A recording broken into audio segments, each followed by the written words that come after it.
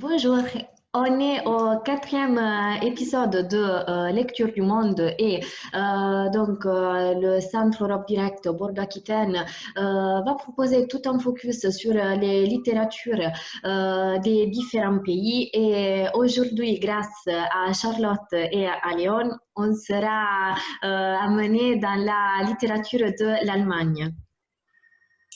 Est-ce que vous voulez vous présenter? Oui, moi, bonjour à tout le monde et merci pour l'invitation.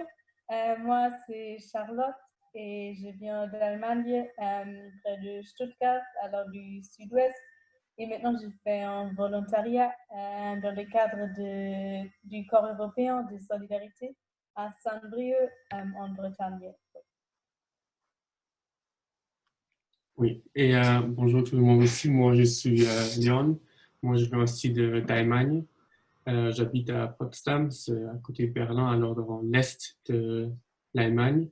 Et moi, je fais aussi un projet de corps de solidarité. Et moi, je suis à Évreux dans la Normandie. Merci. Charlotte, qu'est-ce que tu vas nous lire aujourd'hui? Je vais vous lire un extrait d'un livre des personnes qui voyagent dans le temps et ça c'est un peu un extrait quand ils sont en train de rentrer d'un événement dans le passé. Alors ils sont maintenant dans le passé et là-bas ils rencontrent des personnes et voilà, c'est un peu une situation dangereuse. C'est un peu agité. Alors je vais vous lire. Von der anderen Seite der Kutsche waren nur Keuchen, Fluchen und das unbarmherzige Klirren von Metall auf Metall zu vernehmen. Ergebt euch doch einfach, keuchte einer der Fremden. Niemals, antwortete Gideon. Vorsichtig bewegte ich mich nach vorne zu den Pferden. Dabei wäre ich beinahe über etwas Gelbes gestolpert. Nur mit Mühe unterdrückte ich einen Aufschrei. Es war der Mann im gelben Rock. Er war vom Kutschbock gerutscht und lag rücklings im Sand. Mit Schrecken sah ich, dass ihm ein Teil seines Gesichtes fehlte und seine Kleidung mit Blut getränkt war. Das Auge der unversehrten Gesichtshälfte stand weit auf und schaute ins Leere. Ihm hatte der Schuss vorhin gegolten. Der Anblick war zu schrecklich. Ich spürte, wie sich mir der Magen umdrehte. Ich hatte noch nie einen Toten gesehen. Wie viel hätte ich darum gegeben, jetzt im Kino zu sitzen und einfach wegschauen zu können. Aber das hier war Wirklichkeit. Dieser Mann war tot. Und Gideon steckte dort drüben in echter Lebensgefahr.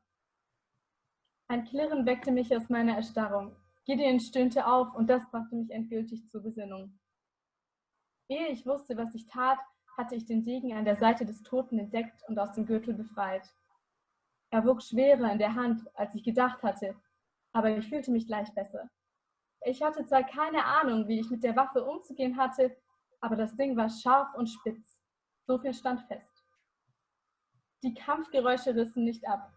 Ich riskierte einen Blick um die Ecke und sah, dass es den beiden Männern gelungen war, Gideon mit dem Rücken an die Kutsche zu drängen. Ein paar Haarsträhnen hatten sich aus seinem Zopf gelöst und fielen ihm wirr in die Stirn. In einem seiner Ärmel klaffte ein tiefer Riss, aber zu meiner Erleichterung konnte ich nirgendwo Blut erkennen. Noch war er unverletzt. Ein letztes Mal sah ich mich nach allen Seiten um, aber Hilfe war nicht in Sicht. Ich wog den Degen in meiner Hand und trat entschlossen vor. Zumindest würde mein Erscheinen die beiden Männer ablenken und damit konnte ich Gideon vielleicht einen Vorteil verschaffen. Aber in Wirklichkeit war es genau andersherum. Da die beiden Männer mit dem Rücken zu mir kämpften, sahen sie mich nicht, aber Gideons Augen weiteten sich bei meinem Anblick erschrocken. Für den Bruchteil einer Sekunde zögerte er und das reichte einem der schwarz gekleideten Fremden, um einen weiteren Treffer zu erzielen, fast an der gleichen Stelle, an der der Ärmel bereits zerschnitten war. Diesmal floss Blut. Gideon focht weiter, als wäre nichts geschehen. Lange haltet ihr nicht mehr durch, rief der Mann triumphierend und drang noch heftiger auf Gideon ein. Betet, wenn ihr könnt, denn gleich werdet ihr eurem Schöpfer gegenüberstehen. Ich umfasste den Degengriff mit beiden Händen und rannte los, Gideons entsetzten Blick ignorierend. Die Männer hörten mich nicht kommen, sie bemerkten meine Anwesenheit erst, als der Degen durch die schwarzen Kleider in den Rücken des einen gefahren war, ohne den geringsten Widerstand und beinahe lautlos. Für einen angstvollen Augenblick dachte ich, ich hätte daneben gezielt, vielleicht genau die Lücke zwischen Körper und Arm getroffen.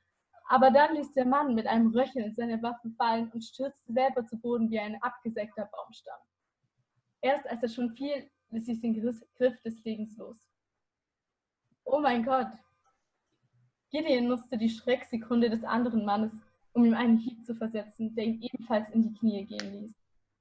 »Bist du verrückt geworden?« schrie er mich an, während er den Degen seines Gegners mit dem Fuß zur Seite schleuderte und ihm die Spitze seiner Klinge an den Hals legte. Der Mann verlor auf der Stelle seine ganze Körperspannung. »Bitte, lasst mich am Leben«, sagte er. Meine Zähne begannen aufeinander zu klappern. »Das kann nicht passiert sein. Ich habe nicht gerade einen Degen in einen Menschen gebohrt.« Dieser Mensch stieß ein Röcheln aus. Der andere sah aus, als würde er gleich weinen. »Wer seid ihr und was wollt ihr von uns?« fragte Gideon kalt. »Ich habe nur getan, was man von mir verlangt hat, bitte.« »Wer hat was von euch verlangt?« Ein Tropfen Blut bildete sich unter der Degenspitze am Hals des Mannes. Gideon hatte seine Lippen aufeinander gepresst, als könne er sich nur schwer beherrschen, den Degen stillzuhalten.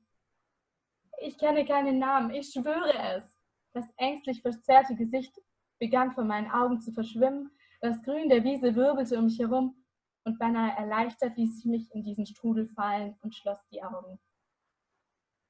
Oui, voilà, c'était l'extrait. Ok, bon, c'est super, merci. Léon, et toi, qu'est-ce que tu nous proposes? Alors moi, j'ai choisi un livre que j'ai lu pendant le confinement et c'est un livre très très différent. Donc c'est en biographie d'un joueur de foot qui s'appelle Miroslav Klose. Il est allemand mais aussi polonais, donc il a ces deux nationalités. Et oui, il a immigré en Allemagne avec sa famille quand il avait 8 ans. Et oui, sa passion a toujours été le foot. Mais la chose très intéressante, c'est que son talent n'a pas été reconnu pendant longtemps. Et ce n'est pas à 21 ans que sa carrière professionnelle a commencé, donc c'est très tard. Et oui, il a joué dans différents clubs de foot en Allemagne, mais aussi en Italie. Et oui, avec l'équipe nationale, il est devenu champion du monde en 2014 et il est le meilleur buteur de l'histoire du championnat du monde avec 16 buts. Et moi, j'aime le livre beaucoup parce que c'est unique et ça donne un aperçu approfondi d'un footballeur, vraiment ses pensées, ses sentiments et ses perceptions de tout ce qui se passe et aussi les relations entre les autres personnes. Oui, moi j'aime beaucoup la modestie et vraiment la façon de vivre de cet footballeur. Et oui, moi je vais vous lire un passage où Miroslav passe sa première journée avec un nouveau club, le FC Bayern, et il rencontre un Italien qui s'appelle Luca Toni, aussi un Français qui s'appelle Franck Ribéry. Donc, je vais commencer. Das italienische Lächeln. Der Münchner Immobilienmarkt schafft es, auch wohlhabende Menschen zu schocken. Was kostet das? Entfuhr Silvia, als sie sich auf die Suche nach einem Haus in der neuen Stadt machten. Man hatte sie vorgewarnt, dass München teurer als München war. Aber niemand hatte ihnen gesagt, dass die Mietpreise 3- bis 4-mal so hoch lagen. Die Frage war weniger, was sie sich leisten konnten. Silvia und Miroslav brachten es nicht über sich, 4.000 € Monatsmiete zu zahlen. Es hätte sich wie Prasserei angefühlt. Miroslav zog deshalb in ein Hotel, bis sie etwas Passendes gefunden hätten. Silvia würde dann mit den Kindern aus Bremen nachkommen. Der FC Bayern brachte ihn in 4 Jahreszeiten auf der Maximiliansstraße unter, wo der Eindruck verstärkt wurde. Alles in dieser Stadt sei schick und teuer. Auch 2 weitere neue Spieler der Bayern bezogen zunächst ihre Zimmer im Hotel, Franck Ribéry und Luca Toni. Die verabredeten sich zum Abendessen, um sich näher kennenzulernen. Um 19 Uhr, schlug Miroslav vor. Himmel, nicht so früh, sagte Luca Toni. 9 Uhr is a good time. Ribéry schaute sie an. Es war nicht klar, ob er etwas verstand. Um kurz vor 21 Uhr in der Hotellobby war Franck nicht da. Was ist los? Fragte sich Miroslav. Kam er nicht? Er rief Ribéry auf dem Zimmer an. Essen, eat, jetzt, now? Frank antwortete etwas auf Französisch. Aber ein paar Minuten später tauchte er auf. Sie gingen ins Schulbus, die Straße hinunter. Die Hotelrezeptionistin hatte es empfohlen. Miroslav bat den Kellner um einen Tisch in der Ecke. Dort hätten sie Ruhe vor den Blicken der anderen. No, no, rief Luca. Wenn sie ausging, wollten sie doch sehen und gesehen werden. Also bitte ein Tisch mittendrin. Dann haben wir uns unterhalten, sagte Miroslav, über die verschiedenen Länder, Essen, Fußball, Autos. Aber mach das mal, wenn du keinen verstehst. Luca Toni sprach Italienisch und ein ordentliches Englisch. Franck Ribéry sprach nur Französisch. Miroslav beherrschte Deutsch, Polnisch und ein paar Wörter Englisch. Von seinem Französisch aus der Kindheit war nichts geblieben. Ein Deutscher, ein Franzose und ein Italiener. So beginnen Witze, sagt Luca Toni. Das machten sie dann auch aus ihrer Situation. Die witzigste Zeit. Uns verband, dass wir so grundverschieden waren, denkt Luca. Miro war der Deutsche aus dem Bilderbuch. Pünktlich, perfekt, Frühessen. Ich war, naja, eher italienisch. Aber statt zu streiten, weil wir so anders waren, lachten wir über uns und unsere Verschiedenheit. 3 Monate wohnten sie gemeinsam in 4 Jahreszeiten. Sie verbrachten fast jeden Abend zusammen. Es waren die 3 tollsten Monate meiner Fußballerzeit, sagt Miroslav. Luca Toni stand während des Essens 5-mal auf und ging zur Toilette. Vielleicht, damit ihn alle im Restaurant wahrnahmen. Ribéry versteckte in der Zwischenzeit Lukas Gabel und legte ihm stattdessen ein zweites Messer auf den Tisch. Miroslav lachte. Da war konstant ein Lachen in ihm. Sein Gewissen meldete ihm, es ist schon 22 Uhr, du musst ins Bett, du musst regenerieren. Ich glaube, ich gehe schon einmal. I go, sagte er. No, sagte Luca, relax, my friend. Auf die halbe Stunde kam es doch nicht an. Die mussten noch den Nachtisch probieren, sagte Luca und ließ mit seiner italienischen Aussprache die Worte in der Luft zerschmelzen. Panna Cotta mit Himbeeren oder Creme Brûlée. Und Miroslav blieb. Das Gewissen gab zwar keine Ruhe, aber das Lachen in ihm war allausfüllend. Er konnte sogar über sich und seine Ultraprofessionalität lachen. Am nächsten Morgen fuhren sie gemeinsam zum Training. Um 9:30 Uhr mussten sie an der Sebener Straße sein. Um 9 Uhr war Abfahrt, hatten sie vereinbart. Um 8:55 stand Miroslav allein am Treffpunkt, an der Rezeption. Er rief Luca an, er rief Frank an, er war nervös, er hasste es, zu spät zu kommen. Um 9:15 Uhr erschienen die zwei mit einem Grinsen im Gesicht. Relax, my friend. Miroslav fuhr wie ein Rennfahrer. Scheiße, rief er, jetzt haben sie mich geblitzt. Police, flash, flash. Und Frank jubelte, Luca applaudierte. Miroslav fühlte sich gestresst von den beiden und war so unheimlich glücklich mit den beiden. Um 9:28 Uhr waren sie in der Umkleidekabine. Alors, c'était l'extrait. Merci Léon. Moi, je ne suis pas trop le football, mais je connais quand même Luca Toni et en Italie, il était connu pour le fait qu'il faisait ça. Ouais, je connais aussi ça, oui. Ouais. Donc, merci à tous les deux pour nous avoir partagé ces extraits de livres et surtout pour les avoir lus dans votre langue maternelle.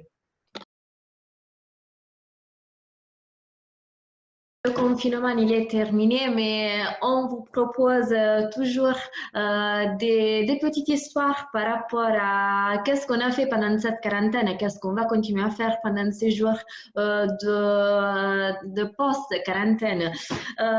Donc, Charlotte et Léon, déjà, vous êtes confinés où? Moi, je suis confinée à Saint-Brieuc, en Bretagne, dans les Côtes-d'Armor, où j'ai fait mon volontariat. Oui. Et toi, Léon? Moi, je suis confiné à Potsdam, c'est à côté de Berlin, donc j'ai dû rentrer à cause du confinement.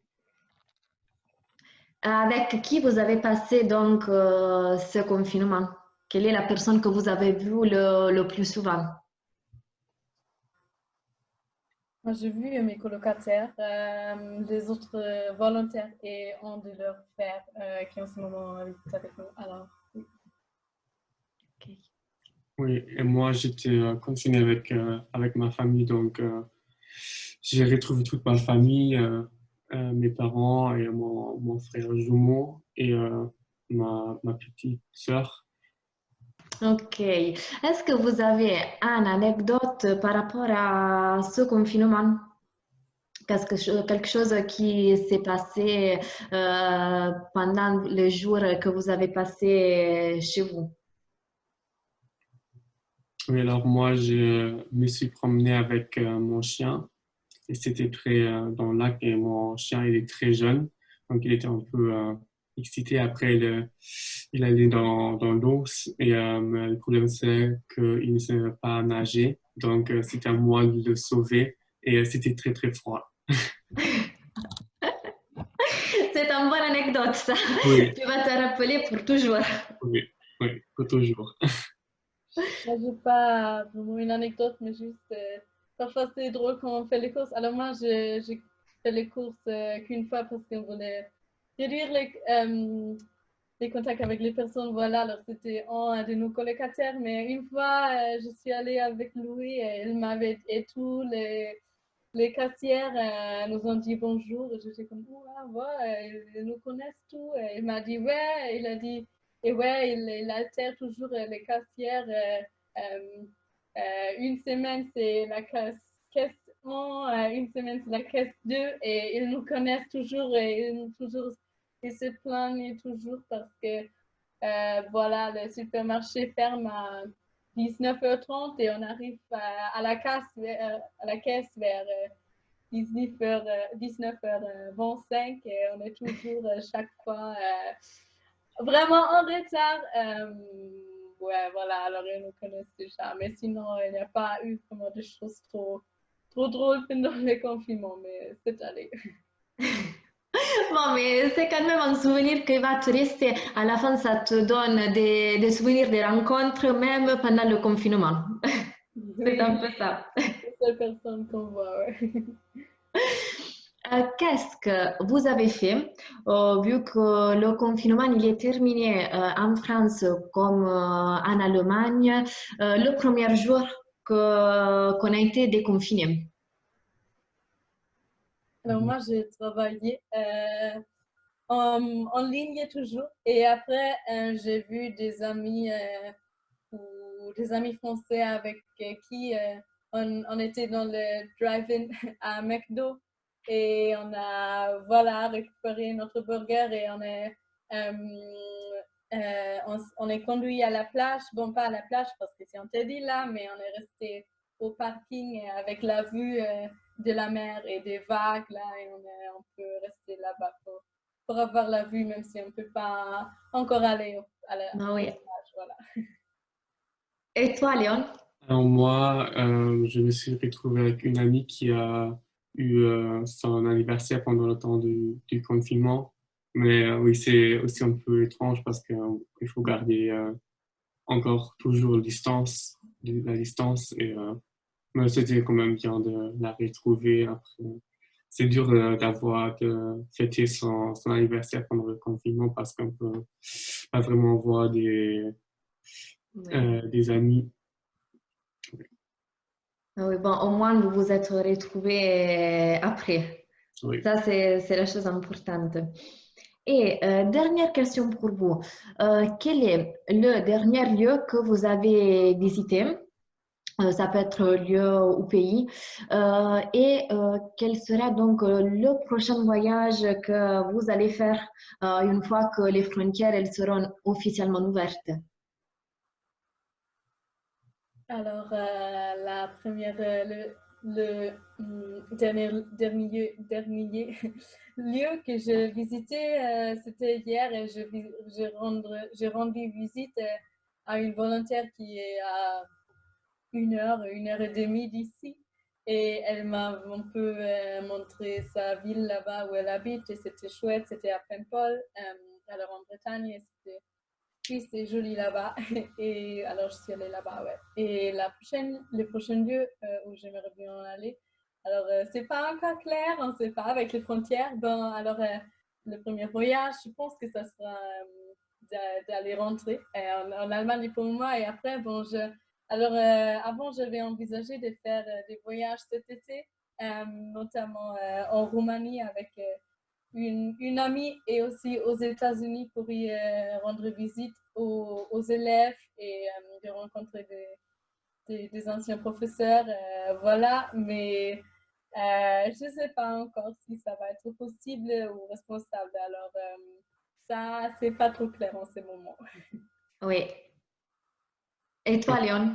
Alors pour moi, la chose que j'ai visitée avant le confinement, c'était la France. Donc, après, je suis rentré. Mais avant, j'étais au début de mars, dans le cadre de mon projet, j'étais à Chypre avec des élèves de l'institution où j'ai accompagné des élèves parce qu'ils ont fait un stage là. Donc ça, c'était très agréable et très chaud aussi.